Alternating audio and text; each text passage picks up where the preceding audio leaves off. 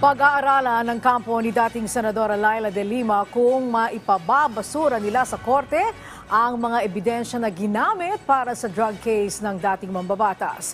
Ayon sa abogado ni de Lima na si Attorney Raymond Bagilat, plano nilang magsumite ng demurrer to evidence sa korte para sa drug case. Hinihintay lamang nila na maglabas na ng resolution ng Regional Trial Court ng Muntinlupa hinggil sa petisyon na mailipat sa New Bilibid Prison ang mga naging saksi sa kaso.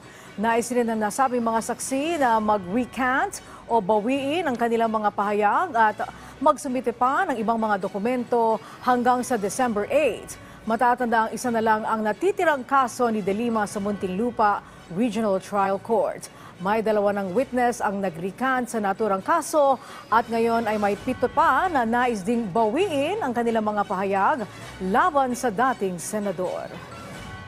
Sa December 8, deadline namin for the comment opposition para dun sa formal offer of evidence.